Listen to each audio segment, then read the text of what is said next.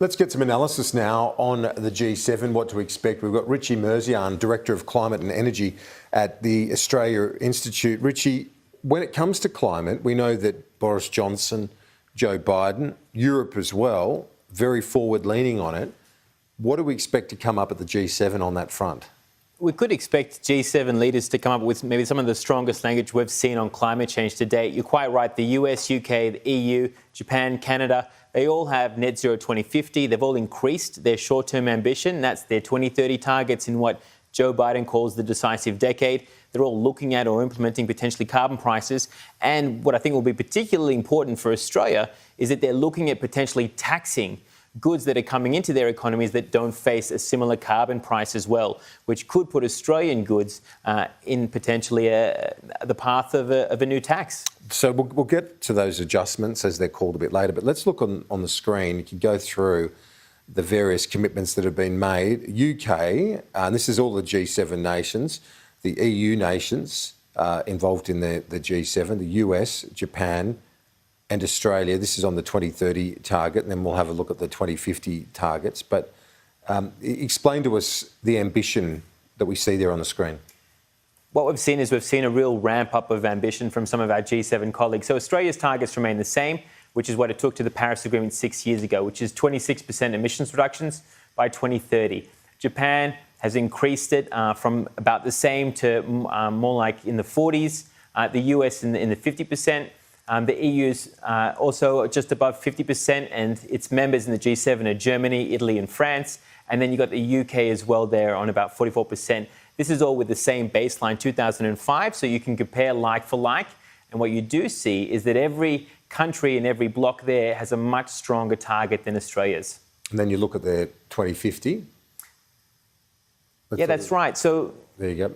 So they've all locked in 2050 targets. It's all been announced, and many of them, like the UK, have actually locked in legislation binding their governments, current and future, to actually bring forward pathways that reduce emissions, that weed out fossil fuels. And the UK is leading by example. You know, this is the birthplace of coal-fired power. They've gotten down to almost 0% coal now.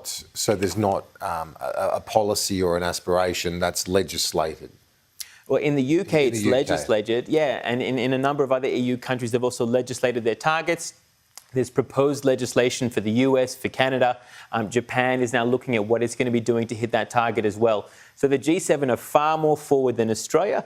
And so when Australia rocks up as a guest of the UK, it will have to contend with far more ambitious allies than it's had in the past on this issue that's really struggled. And you mentioned that it's not just the high moral high ground. It's actually, we could face border adjustments or tariffs on this issue if other countries don't feel we're pulling our weight. I put this to the Energy Minister the other day.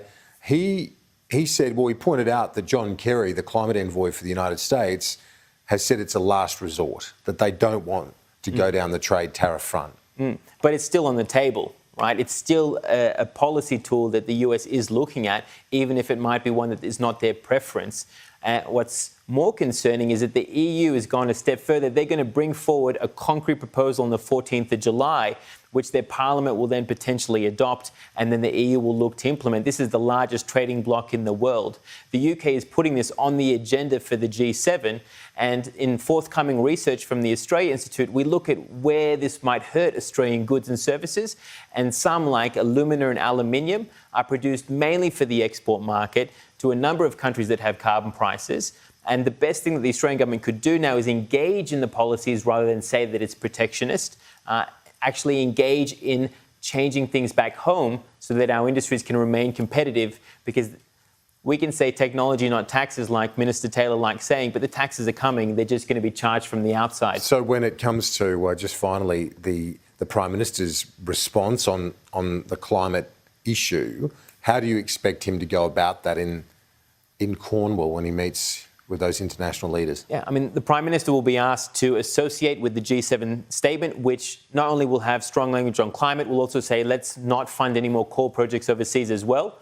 Whether the Prime Minister can actually sign up to that or not, it's anyone's guess. But right now, he says he wants to do it his way. Let's see if that stacks up. And it'll be done basically on tech deals. We know that there's already a deal done with Germany with Japan. We're a massive supplier of energy, that sort of thing. So those bilateral tech arrangements, it seems like the most obvious path forward for him. That does seem like that's the Prime Minister's preference. Technology, not taxes, and so signing these bilateral deals on technology.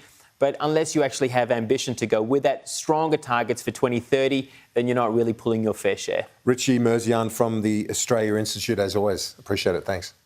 The bottom 20% get nothing. They're really unfair tax cuts. People want to see much stronger action from the government when it comes to climate change. It's no coincidence that we have a wages crisis in Australia. Transitioning to net zero emissions, it doesn't seem like there's much room for gas.